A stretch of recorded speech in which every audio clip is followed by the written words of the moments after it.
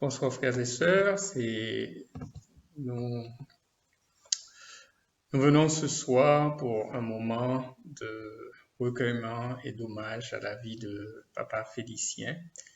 Et en tant qu'Église, nous ne pouvons rester insensibles à ce qui s'est passé et nous ne pouvons non plus ne pas nous manifester. À cause de la pandémie, à cause des restrictions du gouvernement, notre Église a décidé de faire un message, de lui rendre hommage virtuellement. Et nous aurions voulu être là et pour pouvoir consoler la veuve et les enfants. Et franchement, frères et sœurs, c'est un moment pénible, c'est un moment difficile pour nous tous, parce qu'on se souvient de Papa Félicien qui était un homme jovial, plein de zèle et généreux aussi. Et aussi un homme déterminé qui avait un agenda et qui savait ce qu'il voulait faire et qui voulait le réaliser et il contactait tout le monde pour avancer dans ce propos. Donc, je laisse Karine dire 2 mots de Papa Félicien. Oui, Félicien nous laisse de très bons souvenirs et je pense que, comme beaucoup l'ont dit, il a été marqué, il nous a marqué par sa générosité, sa disponibilité et particulièrement pour moi, je pense que que je vais retenir surtout, c'est son sens de l'humour. Quels que soient les sujets qui ont été abordés, que ce soit à l'église, que ce soit en privé, que ce soit même dans la politique, il a toujours un mot qui se termine avec des rires et des souvenirs de blagues qui détendent l'atmosphère. Et je pense que c'est ce côté que je vais vraiment m'accrocher à ça comme souvenir de Félicien. Et on ne l'oubliera jamais. Je me rappelle même quand on était sur la route une fois, on l'a entendu parler à Alain Foucault comme correspondant de RFI en RDC pour certains sujets. Et c'est bien, on a reconnu la voix, on ne savait même pas que c'était lui. Et plus tard, Max lui a demandé. Et il a dit qu'il était un correspondant. Enfin, on lui posait des questions assez souvent. Il était un des collaborateurs. Donc, même dans le monde séculaire, on le connaissait comme tel. Et pour nous, frères et sœurs, encore plus, c'était un être cher. Et nous allons garder de bons souvenirs. Et nos condoléances encore aux enfants et à Maman Raymond. Merci beaucoup. Amen.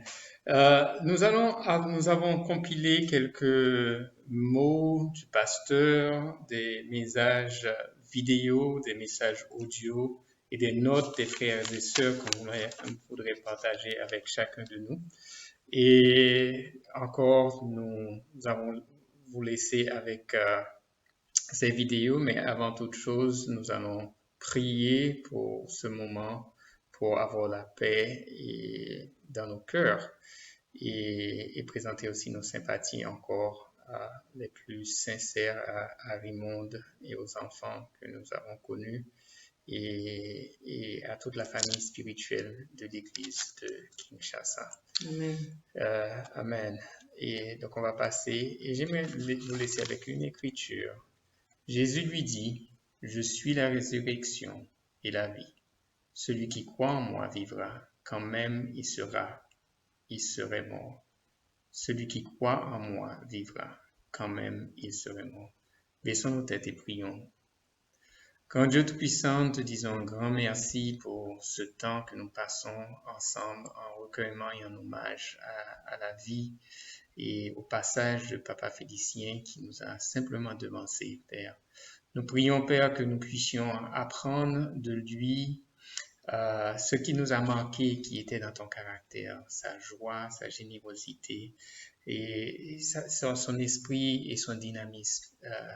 Et nous prions, Père, que chacun de nous, et à ce moment de recueillement, se sentira soudé et qu'on puisse partager, et nous partageons aussi la peine de Raymond et des enfants. Et nous voulons vraiment, Père, que tu puisses les consoler et leur donner le réconfort, Père. Et c'est au nom de ton Fils Jésus-Christ que nous prions. Amen. Amen. Nous vous laissons avec la vidéo. Amen.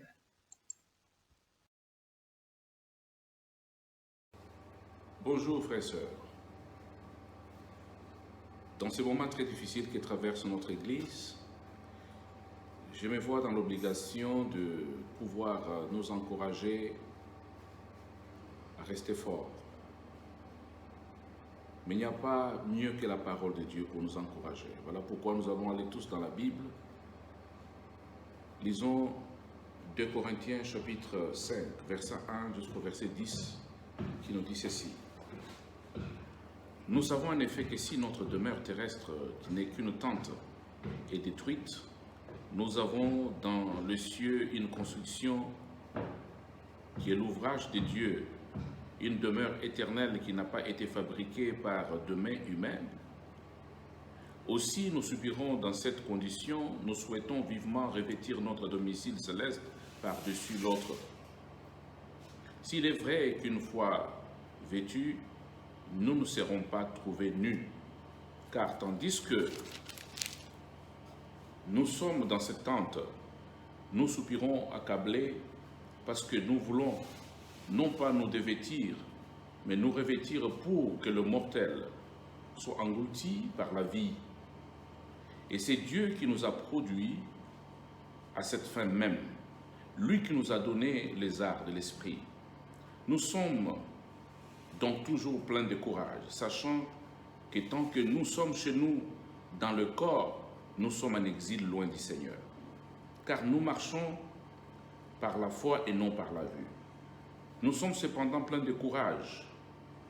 Nous aimerons mieux être en exil loin du corps pour être chez nous auprès du Seigneur. Car pour cela aussi, nous mettons un point d'honneur à être agréés par lui et que nous soyons chez nous ou en exil, car il nous faudra tous comparaître en pleine lumière devant le tribunal du Christ pour que chacun recueille selon ce qu'il aura pratiqué dans son corps, soit du bien, soit du mal. Après, voilà le passage que je voulais qu'on s'encourage avec. Je sais que depuis hier soir, nous sommes tous touchés par le décès de notre cher frère, Papa Félicien, qui nous a simplement devancés. Et de tout cœur, je voulais vraiment dire mes condoléances d'abord à sa famille biologique. Je vous parle de maman Raymonde et tous les enfants. Je prie que le Seigneur continue à les soutenir, les fortifie et les encourage davantage. En même temps, je voulais aussi encourager l'Église, les frères et sœurs. Nous savons que nous gardons de bons souvenirs de Papa Félicien, de tous les temps que nous avons passé avec lui, son cœur de générosité. Et nous demandons que Dieu nous console, nous fortifie. Le passage que je viens de lire nous montre simplement que tant que nous restons dans ce corps, nous sommes en train de souffrir. Que notre désir doit être clair de revêtir l'immortel, d'aller chez nous auprès de notre Seigneur. Félicien nous a simplement devancés. Soyons forts, que le Seigneur console son Église, que le Seigneur fortifie tous les membres, que le Seigneur essuie nos larmes. Merci. Père éternel, je te demande de consoler ton peuple. Le moment que nous sommes en train de traverser est très difficile, Père. Ma prière monte vers toi, Seigneur. Père, nous n'avons pas des mots, mais nous savons que toi seul Dieu, qui voit nos cœurs brisés et attristés maintenant, tu sais nous consoler, nous fortifier. Je prie particulièrement pour maman Raymonde. Je prie pour tous les enfants qui sont à Kinshasa et qui sont à l'étranger. Je les remets tous entre tes mains, Père. Je demande que ta main de grâce les fortifie et les encourage. Père, console le cœur de ton Église, de frères et sœurs qui pleurent à ce moment même, qui sont touchés par ce départ brusque, et nous voulons vraiment que ta consolation vraiment nous fortifie et nous encourage davantage. C'est dans le nom puissant précieux de notre Seigneur Sauveur Jésus que j'en suis prié. Amen.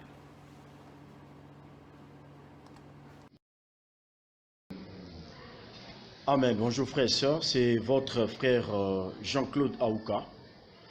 Je voudrais faire un petit témoignage en mémoire de notre cher frère, père, ami, collègue, Papa Félicien Kindula Kasenge, qui nous a dévancés tout simplement au ciel, que le Seigneur a retiré par sa souveraineté du milieu de nous, entouré de notre affection, de notre amour.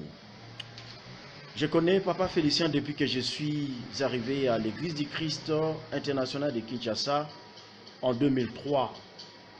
Et depuis lors, je n'ai cessé de le côtoyer.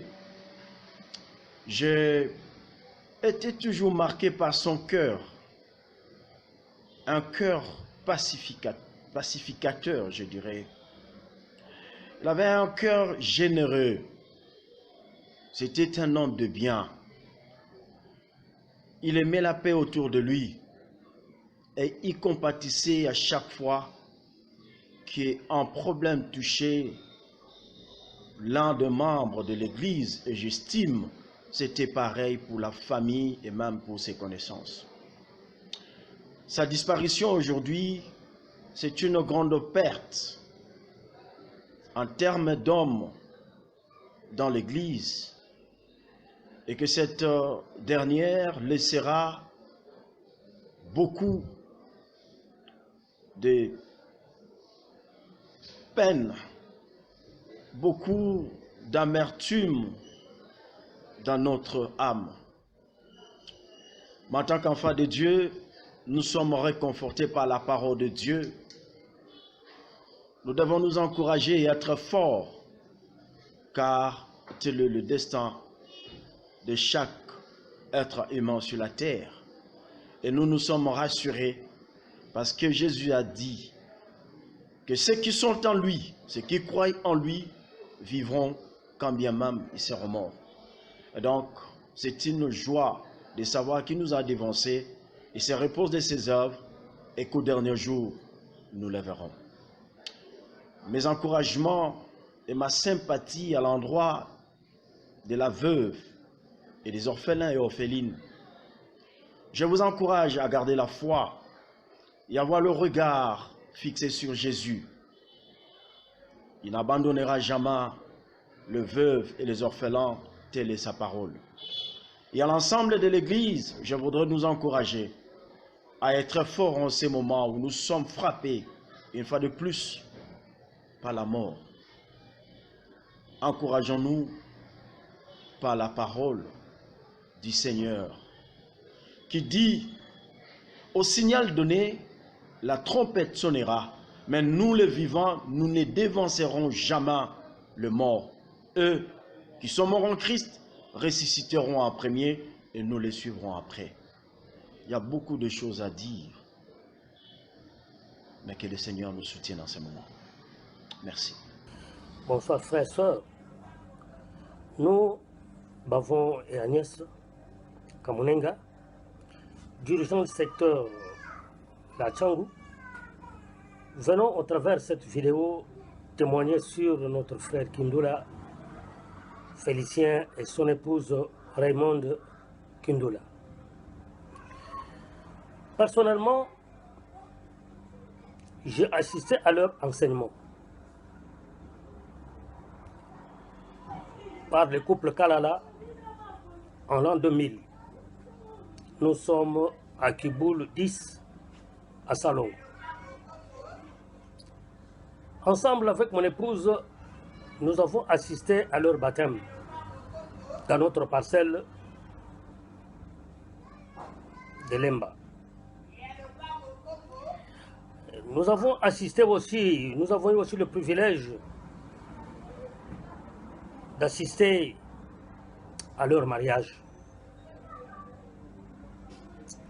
Au départ du couple Kalala à Abidjan, ils nous les ont confiés pour leur formation.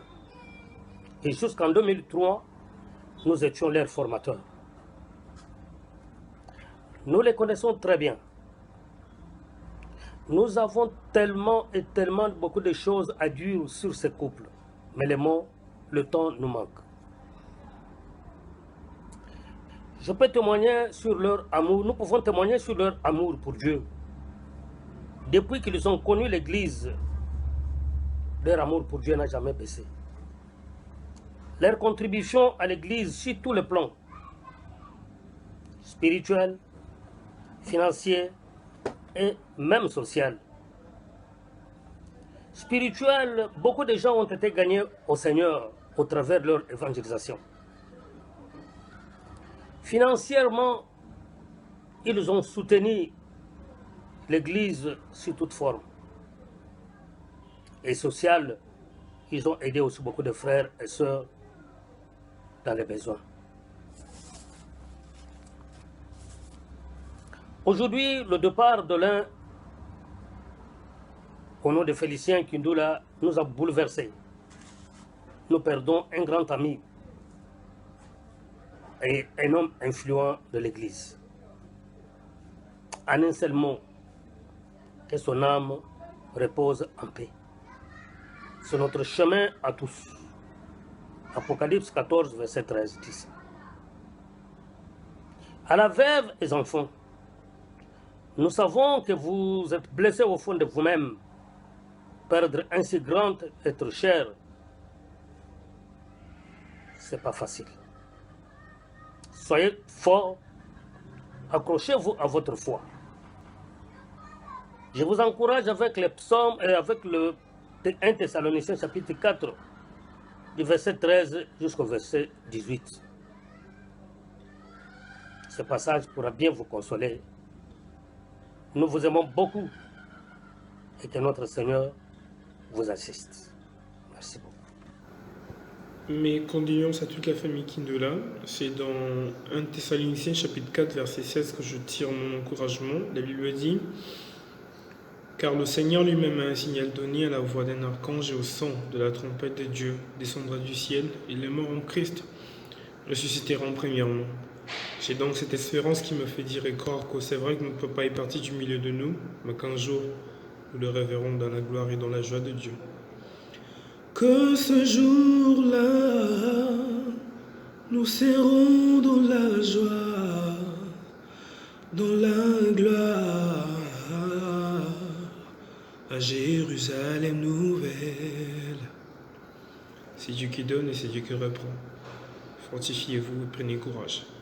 Amen. Bonjour frères et sœurs, je m'appelle frère Christophe Kitsita, médecin de formation. Je voudrais faire un petit témoignage pour notre frère qui nous a quitté, papa Félicien Kindula. Je retiens de Félicien un homme d'une grande simplicité, d'une grande générosité. Quand vous êtes aux côtés de Félicien, vous sentez qu'immédiatement il se met à la disposition des autres. Félicien, c'est l'homme qui s'effaçait pour que les autres soient à l'aise.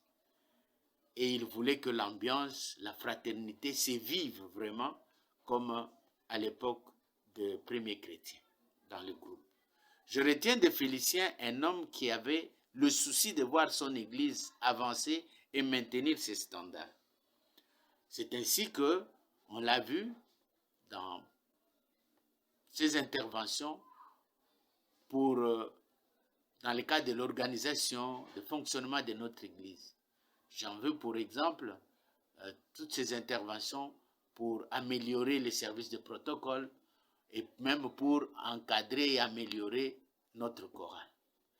Et dans ce souci de voir l'église bien progresser, je vais vous donner un exemple.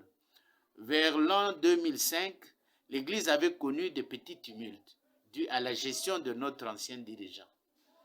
Et Félicien a pris l'initiative de créer un groupe appelé Amis de Jésus pour réfléchir sur les problèmes qui semblaient miner l'église et apporter des solutions aux dirigeants pour que l'église maintienne les standards et maintienne son meilleure organisation. J'étais jeune chrétien en ce moment-là, mais j'ai fait partie de ce groupe et j'ai vu, sous le leadership de Félicien, comment nous avions travaillé pour apporter à notre dirigeant des pistes de solutions. Je retiens enfin de ces Félicien quelqu'un qui m'encourageait beaucoup. En tout cas, j'ai encore dans mon WhatsApp beaucoup de versets bibliques que Félicien m'a envoyé, pour améliorer ma méditation afin que je puisse asseoir mes convictions en tant que chrétien. Aujourd'hui, je le sens, je le ressens. C'est une grande perte que nous avons eue. Nous qui l'avons côtoyé, nous étions dans les mêmes débats, nous avions vécu ensemble, nous avions été dans un grand groupe. Mais notre espoir est que, à la résurrection, nous retrouverons Félicien et nous glorifierons notre Dieu ensemble comme nous l'avions fait ici sur terre. Je vous remercie. Je tenais à témoigner de ce qui m'a frappé chez notre frère Félicien Kindula. C'était en 2019. J'étais ici en mission ou en voyage à Kinshasa. Et après un culte, il nous avait réunis, tous les frères et sœurs qui avaient un emploi, qui avaient une expérience à partager. Et il voulait qu'on mette en place un mécanisme pour pouvoir transmettre nos connaissances, faire profiter de nos réseaux, de notre expérience à nos frères plus jeunes ou à des personnes moins nanties dans l'Église, pour les aider soit à trouver un emploi, soit à monter une activité génératrice de revenus. Et vraiment, c'est ce que je retiens de lui. Parce qu'on sait que la Bible dit qu'il est très difficile à des personnes riches, des personnes nanties, d'entrer dans le royaume de Dieu et surtout d'y demeurer. Mais vraiment, l'image que j'ai de lui, c'est quelqu'un qui a su garder sa foi jusqu'au bout. Comme l'a dit Paul en 2 Timothée 4, verset 7, il a combattu le bon combat, il a gardé sa foi jusqu'au bout, et les richesses, les talents, et la situation que Dieu lui a donnée, il a utilisé, il a mis au service de l'Église pour en faire profiter le plus grand nombre. Et c'est vraiment ce que je retiens de lui, et vraiment mon désir, mon souhait, c'est que l'idée qu'il avait émise de pouvoir mettre en place ce mécanisme pour pouvoir soutenir et aider des disciples plus jeunes et des hommes et des femmes qui sont dans les affaires à avoir plus d'opportunités, à pouvoir prospérer, qu'on puisse la mettre en œuvre. Ce serait le meilleur hommage qu'on pourrait lui faire. Donc voilà ce que je voulais dire, et je suis fière d'avoir connu ce frère formidable, et qu'à Dieu soit toute la gloire. Allô, bonsoir maman Raymonde. Alors je voulais te dire que je me souviens de papa Félicien comme d'un homme qui avait le souci du bien-être des autres. C'était un homme généreux et son départ brusque m'a beaucoup touchée, et je compatis à ton chagrin et à celui de tous vos enfants. Je prie que vous soyez consolés et réconfortés par notre Père céleste. De tout mon cœur, je suis avec vous. Bonsoir, maman Raymonde. Je voulais te dire que je suis de tout cœur avec toi. Papa Félicien, c'était un homme, je me souviens d'un homme qui était toujours là pour les autres, pour l'Église, prêt à se sacrifier et donner tout pour nous tous et pour l'Église. Donc j'ai un très bon souvenir de lui. Je sais que ce n'est pas facile de perdre un être cher, et vraiment je prie que Dieu te soutienne et t'aide à traverser, toi et les enfants, à traverser cette dure épreuve. En tous les cas, ce qui me réconforte, c'est que de savoir qu'il est auprès du Seigneur. Moi, c'est ce qui me réconforte quand je perds un être cher, c'est de savoir qu'il est auprès du Seigneur. En tout cas, beaucoup de courage, maman Raymonde. Je suis avec toi en prière. Bisous. Oui, bonjour à tout le monde, surtout à la famille Kindula et même à l'église. Ok, je suis Mike Makiesi, l'un des membres du ministère d'encouragement. Il m'a donné cette opportunité de parler un peu sur Papa Kindula. D'abord, nous, dans le ministère d'encouragement, c'était le dernier dimanche. Nous lui avons vu pour lui remettre son cadeau surprise. il a pris son cadeau, il était très bien encouragé là. Il nous a demandé est-ce que je peux donner l'argent parce que c'était moyennant quelque chose. Et puis on lui a dit non, il faut voir les cadeaux et puis tu vas nous donner l'argent. Et quand on est parti le dimanche prochain, il y avait déjà le confinement total. Alors on lui a plus revu et quand on nous a informé qu'il est mort, on était vraiment peinés. Alors c'est que nous allons encourager à sa famille de rester toujours dans l'unité qu'il a voulu. Il aimait vraiment la jeunesse. Et on va vous demander de lire Romains 14, versets 7 à 8. Ça va vous consoler. Donc voilà un peu ce que nous pouvons dire. Nos mots seront toujours minimes, mais que Dieu vous console. Merci et bonne soirée.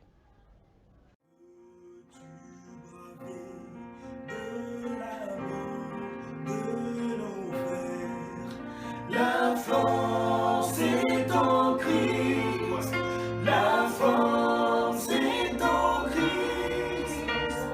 Jésus donne pour briser tous tes fers. La force est dans le sang de Dieu. Vas-y, qu'on fasse avec nous. Je suis fort, fort.